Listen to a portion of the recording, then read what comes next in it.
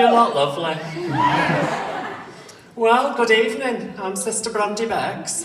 I can't stop long. I've left Mr. Gonzalez on the commode. He's wrestling with a rather tricky evacuation. But I did want to stop by and see how you're all doing. Now, as you're all out having a drink and a giggle, you can call me Brandy. But back on the ward, it's Sister Bex. It's not my rule. I'm easygoing about these things. That's our matron, Mary. She thinks it sounds more professional. Now, I've a lot of time for Mary, but she's as mad as a badger and twice as prickly. Like a cross between Kim Woodburn and Hitler. Only with a slightly thicker moustache. And Mary, or Scaredy Mary as she's known, is what you would call old school. Being old school, she loves the rules, or rather people who stick to them, which quite frankly is not me. And speaking of which, you, my darling, can call me whatever you want, wherever you want. You're lovely. What's your name? Eden. Well, Eden, tell me, are you partial to a drop of brandy?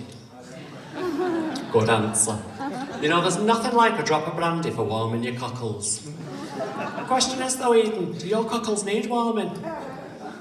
From where I'm looking, I'd say they're already piping hot. I think you and me are going to get on, champion. You're fast becoming my favourite. And yes, I'm sure you've all been told nurses don't have favourites. We treat everybody the same.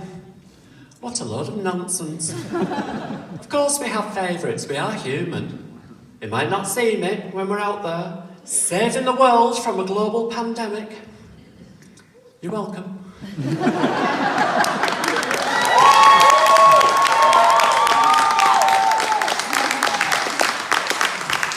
But we do have feelings, and it's only natural that a hot-blooded woman such as myself will go that little bit extra for someone who makes a fanny flutter.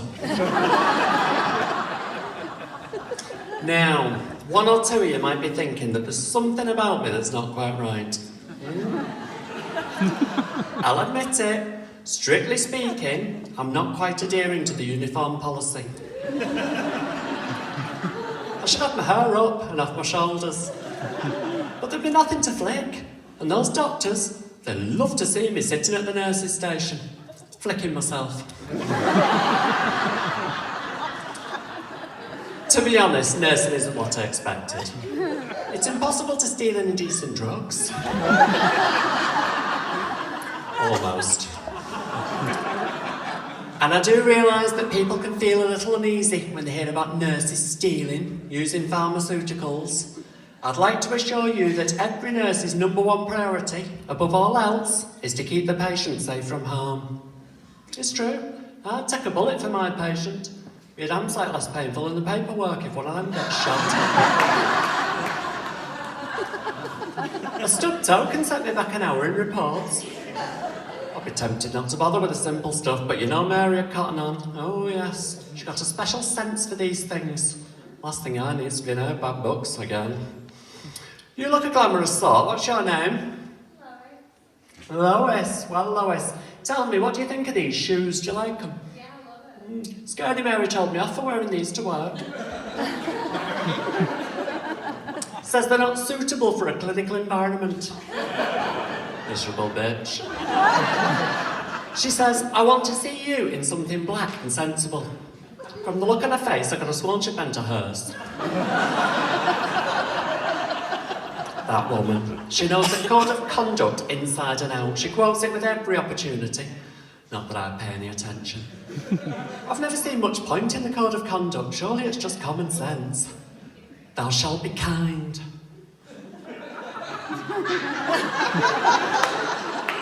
Thou shalt not cause harm. Thou shalt not ride one's patient. Hard and fast.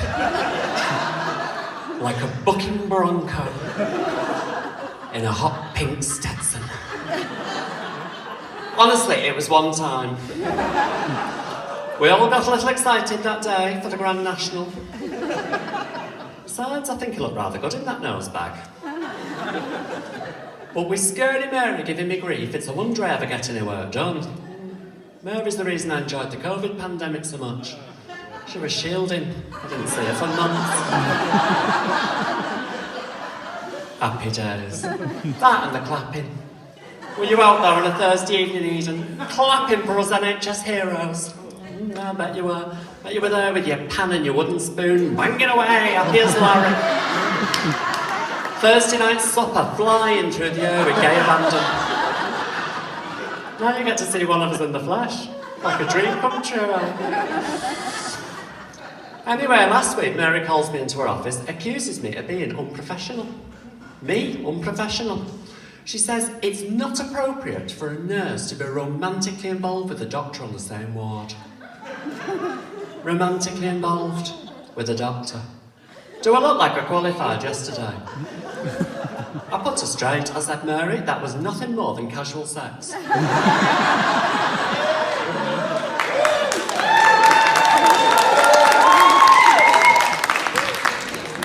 What nurse in the right mind would date a doctor?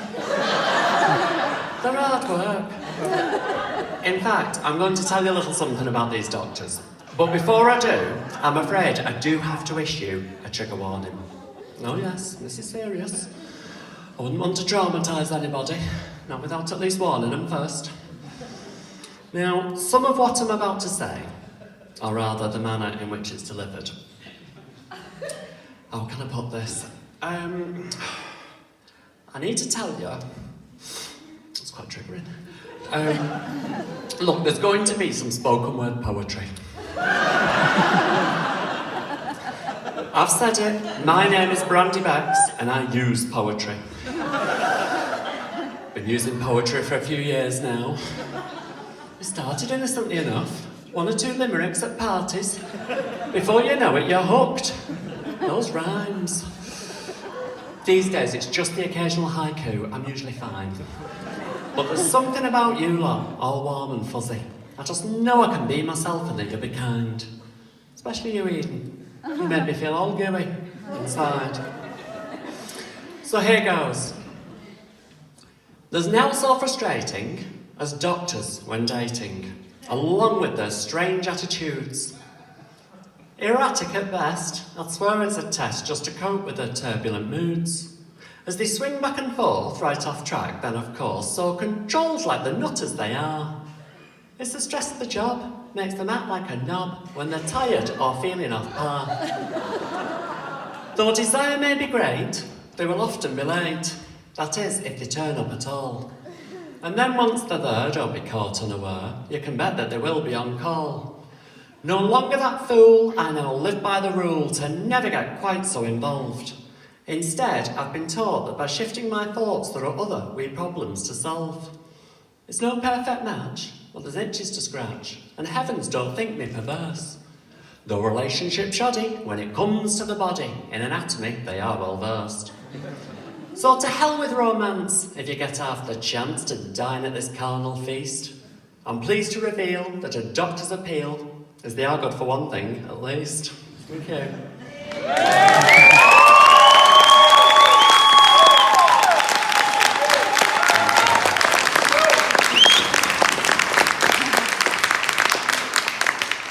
But despite the faults, people do adore those doctors. Oh yes, especially the patients. They're like gods to them. Given the choice of a newly qualified doctor or a nurse with over 20 years' experience, they choose the doctor every time. And I get it. Some say it comes from a history of the NHS being a doctor-led patriarchal institution. It's bollocks. I blame television. Grey's Anatomy. McDreamy. More like McCreamy when I was watching. You see, unlike nurses, a doctor's image is always smooth and sexy. Some nurses have a problem with this, but let's be honest. One has the power to dish out some really decent drugs. The other can't have a conversation without inquiring about your bowels. That's why nurses don't date one another. Conversation would never move on from bodily functions. Two consultants, a power couple. Two nurses, a running commentary on the Bristol stool chart. If you're not familiar with the stool chart, it's a scale of poo rated from 1 to 7 based on its form. I'm working on my own revised edition, a sort of sequel. I'm calling it Brandy's Bowel Bonanza. You see, the original scale only focuses on texture. Mine adds in several other dimensions like colour, scent, taste. It's a work in progress. I remember this one patient's movement. I had to mark it down as a number 13. There was something about it that wasn't right. I felt unlucky, like there was evil lurking within. Confused Mary no end. She'd never heard of a type 13 stool. She fainted when I showed her the picture I posted on Instagram. I had taken the edge off with a filter, but you could still grasp its essence. In fact, if you look close enough, I'd swear there was a face in those ridges. And with that white froth. Imagine if you could read stools like you could tea leaves. Wouldn't that be a wonderful skill to have as a nurse? She'd only come in with a cute angina. Though I caught a glimpse, it wasn't winning any beauty contest. My problem is a lack of samples. You see, patients can only give so much. So, I've brought some sample pots in with me in case anyone feels the urge. Don't be shy, just put your hand up if you need to go. I'll give you a pot to take to the bathroom. Eden, have you been yet today? Would you like a shot of prune juice? Or we could try manual evacuation. I have brought gloves. There's no financial reward, but you can be satisfied with the knowledge that you've helped further my research. One day it could be you with a peculiar movement, then you'd be pleased you got involved. Speaking of which, Mr. Gonzalez, he did have an awful lot of prune juice. He's swimming off that commode. I'd better get back before Mary sends out a search party. So, pretend it's 2020. You're in lockdown. It's 8 o'clock on a Thursday evening. Come on, get clapping for your electricity!